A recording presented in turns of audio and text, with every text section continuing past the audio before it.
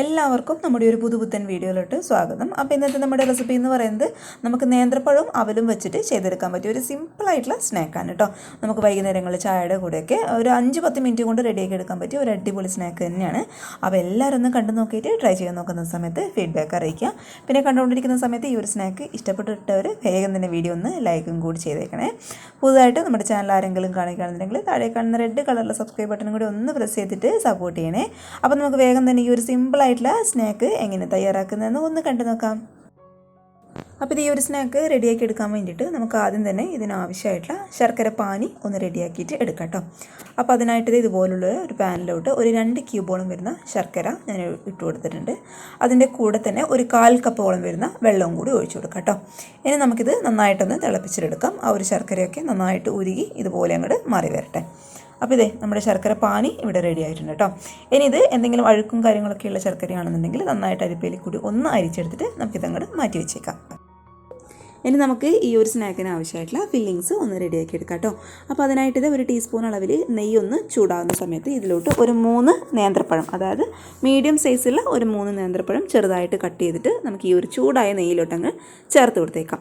അപ്പോൾ ഒരുപാട് വലിപ്പമുള്ള നേന്ത്രപ്പഴമാണെന്നുണ്ടെങ്കിൽ 2 മതി കേട്ടോ. ഇതിപ്പോൾ കുഞ്ഞു കുഞ്ഞു നേന്ത്രപ്പഴമായിരുന്നു, അതുകൊണ്ട് ഒരു 3 എണ്ണം ഞാൻ ചെറുതായിട്ട് കട്ട് ചെയ്തിട്ട് ഇതിലോട്ടങ്ങോട്ട് ചേർത്ത് കൊടുത്തിട്ടുണ്ട്. ഇനി നമുക്ക് നന്നായിട്ട് ഒരു സ്പൂൺ വെച്ചിട്ട് ഒരു മീഡിയം ഫ്ലെയിമിൽ തീ വെച്ചിട്ട് അങ്ങോട്ട് വഴറ്റിയിട്ടെടുക്കാം. പഴം ഇതുപോലെ ഒന്ന് വാടി വരുന്ന സമയത്ത് ഇനി നമ്മൾ ഇതിലോട്ട് ചേർത്തെടുക്കാൻ വേണ്ടിയിട്ട് പോകുന്നത് ഒരു 1/2 കപ്പ് അളവിൽ ചിരകി എടുത്തിട്ടുള്ള തേങ്ങയാണ്. തേങ്ങ നമ്മൾ എത്രത്തോളം ചേർത്ത് കൊടുക്കുന്നു അത്രത്തോളം നമ്മുടെ ഈ ഒരു സ്നാക്കിന് നല്ലൊരു ടേസ്റ്റ് ആയിരിക്കും. അപ്പോൾ എന്തായാലും ഒരു 1/2 കപ്പ് അളവിൽ ഞാൻ ഈ ഒരു പഴത്തിലോട്ട് നമ്മുടെ തേങ്ങ ഇട്ട് കൊടുത്തിട്ടുണ്ട്. ഇനി ഇത് രണ്ടും കൂടി നമുക്കൊരു മീഡിയം ഫ്ലെയിമിൽ വെച്ചിട്ട് നന്നായിട്ടൊന്ന് വഴറ്റിയിട്ടെടുക്കാം. തേങ്ങ ഇതുപോലെ ഒന്ന് സോഫ്റ്റായിട്ട് വരുന്ന സമയത്ത് പിന്നെ ഞാൻ ഇതിലോട്ട് ചേർത്ത് കൊടുക്കാൻ വേണ്ടിയിട്ട് പോകുന്നത് ഒരു 1/4 കപ്പ് അളവിൽ വെള്ള അവലാണ് കേട്ടോ. അതിപ്പോൾ വെള്ളയായാലും അല്ലാന്നുണ്ടെങ്കിൽ ചുവന്ന കളറിലുള്ള അവലായാലും എന്തായാലും കുഴപ്പമില്ല. അപ്പോൾ ഇതൊരു 1/4 കപ്പ് അളവിൽ ഞാൻ ഇതിലോട്ട് അങ്ങോട്ട് ചേർത്ത് കൊടുക്കണം. അപ്പോൾ 1/4 കപ്പ് കംപ്ലീറ്റ് ആയിട്ട് ഞാൻ ഇതിലോട്ട് അങ്ങോട്ട് ചേർത്ത് കൊടുത്തിട്ടില്ല. ഒരു ടേബിൾ സ്പൂൺ അളവിൽ അവൽ കുറച്ച് ബാക്കിയുണ്ട് കേട്ടോ. ഒരുപാട് വേണ്ട, ഒരു 1/4 കപ്പ് അളവിൽ നിന്നും ഇച്ചിരി ഒന്ന് കുറവ്, അതായത് ഒരു ടേബിൾ സ്പൂൺ അവൽ ഞാൻ അങ്ങോട്ട് മാറ്റി വെച്ചിട്ടുണ്ട്. ഇനി നമുക്ക് അവലും കൂടി ചേർത്തിട്ട് നന്നായിട്ടൊന്ന് വഴറ്റിയിട്ടെടുക്കാം. ആ ഒരു അവൽ നന്നായിട്ടൊന്ന് സോഫ്റ്റായിട്ട് വരണം. അപ്പോൾ മീഡിയം ഫ്ലെയിമിൽ തന്നെ വെച്ചിട്ട് നന്നായിട്ടൊന്ന് വഴറ്റിയിട്ടെടുത്തോളൂ.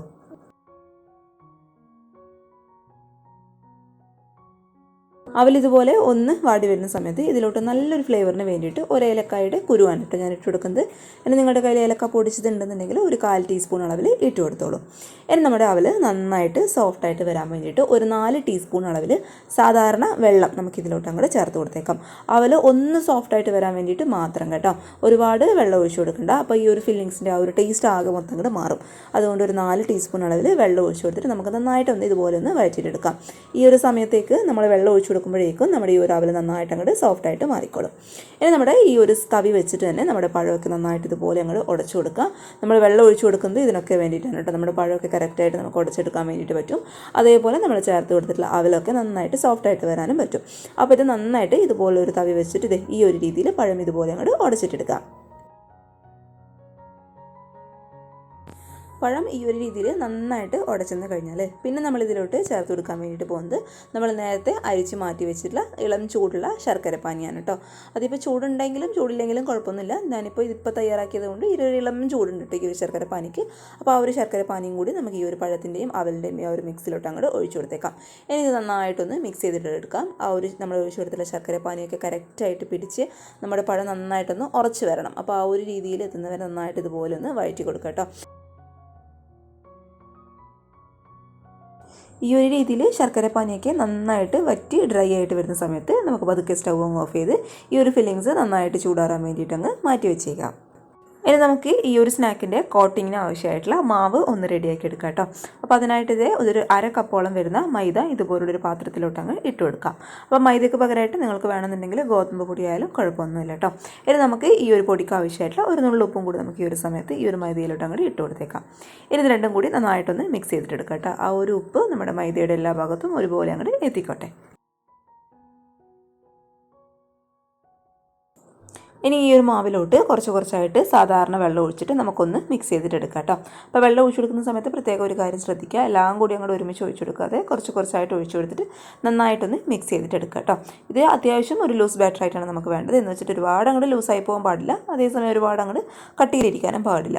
നമ്മുടെ ആ ഒരു വെള്ളം ഒഴിച്ചു കൊടുക്കുന്നതിനനുസരിച്ചിട്ട് മൈദയുടെ കട്ടകളും കാര്യങ്ങളൊക്കെ കംപ്ലീറ്റ് ആയിട്ട് ഉടച്ചു കൊടുത്തിട്ടുള്ള നല്ല സ്മൂത്ത് ആയിട്ടുള്ള ബാറ്റർ റെഡിയാക്കി എടുക്കാൻ വേണ്ടിയിട്ട് പ്രത്യേകം ഒന്ന് ശ്രദ്ധിച്ചേക്കണേ.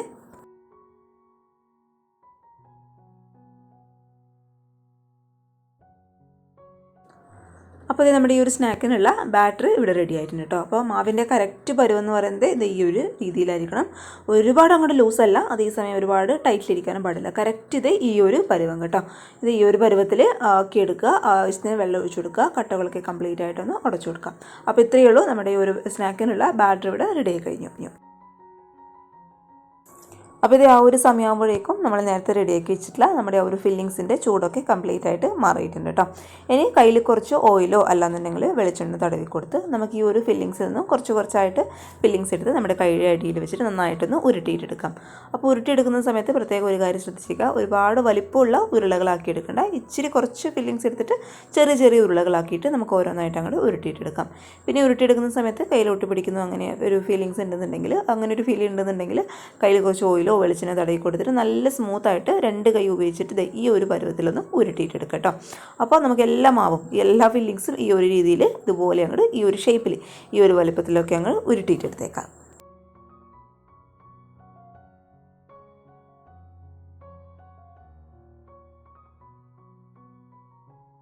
അപ്പോൾ ഇത് ഈ ഒരു രീതിയിൽ എല്ലാം ഞാൻ ഇതുപോലെ ഒന്ന് ഉരുട്ടിയെടുത്തിട്ടുണ്ട് കേട്ടോ. ഇനി വളരെ ഒന്നുമില്ല, സിമ്പിളാണ്. ഈ ഒരു പാനിൽ നന്നായിട്ട് ഓയിലൊന്ന് ചൂടാകുന്ന സമയത്ത് നമ്മൾ നേരത്തെ റെഡിയാക്കി വെച്ചിട്ടുള്ള മാവിൽ നമ്മൾ റെഡിയാക്കി വെച്ചിട്ടുള്ള ഓരോ ഉരുളകളും ഒന്ന് പതുക്കെ ഒന്ന് ഡിപ്പ് ചെയ്ത് കൊടുത്താൽ മതി.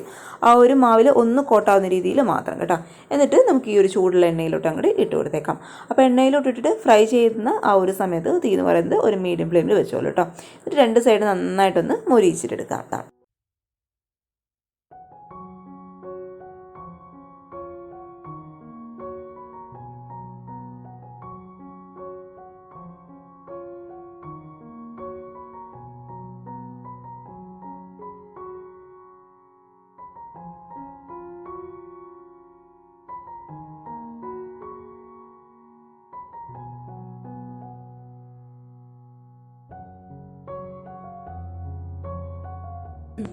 അപ്പോൾ ഇത് നല്ല ടേസ്റ്റി ആയിട്ടുള്ള നമ്മുടെ സ്നാക്ക് ഇവിടെ റെഡി ആയിട്ടുണ്ട്. പഴം അവലൊക്കെ കയ്യിലുള്ളവർ ഇപ്പം തന്നെ ഒന്ന് ട്രൈ ചെയ്ത് നോക്കിക്കോളൂ കേട്ടോ. കുഞ്ഞുങ്ങൾക്കൊക്കെ വളരെ സിമ്പിളായിട്ട് നല്ല ചായക്കടിയായിട്ട് നമുക്ക് റെഡിയാക്കി എടുക്കാൻ പറ്റിയ ഒരു അടിപൊളി വിഭവം തന്നെയാണ്. അപ്പോൾ വെറൈറ്റി ആയിട്ടുള്ള ഈ ഒരു സ്നാക്ക് എല്ലാവർക്കും ഇഷ്ടമായെന്ന് വിചാരിക്കുന്നു. ഞാനിതൊന്ന് മുറിച്ചിട്ടും കൂടി കാണിച്ചു തരാം കേട്ടോ. അപ്പോൾ ഇത്രയേ ഉള്ളൂ, നമ്മുടെ സിമ്പിളായിട്ടുള്ള ഫില്ലിങ്സോട് കൂടിയിട്ടുള്ള നല്ല ടേസ്റ്റി ആയിട്ടുള്ള ഒരു അടിപൊളി സ്നാക്ക് തന്നെയാണ്. അപ്പോൾ എല്ലാവരും ഒന്ന് ട്രൈ ചെയ്ത് നോക്കുന്ന സമയത്ത് ഫീഡ്ബാക്ക് എന്തായാലും അറിയിക്കാൻ വേണ്ടിയിട്ട് മറക്കരുത് കേട്ടോ. പിന്നെ ഈ ഒരു സ്നാക്ക് ഇഷ്ടപ്പെട്ടാൽ താഴെ കാണുന്ന ലൈക്ക് ബട്ടണിൽ മറക്കാതെ തന്നെ ഒന്ന് ക്ലിക്ക് ചെയ്തേക്കണേ. പുതുതായിട്ട് നമ്മുടെ ചാനൽ ആരെങ്കിലും കാണുകയാണെന്നുണ്ടെങ്കിൽ പ്ലീസ് ഒന്ന് സബ്സ്ക്രൈബ് ചെയ്തിട്ട് സപ്പോർട്ടും കൂടി ചെയ്യട്ടോ.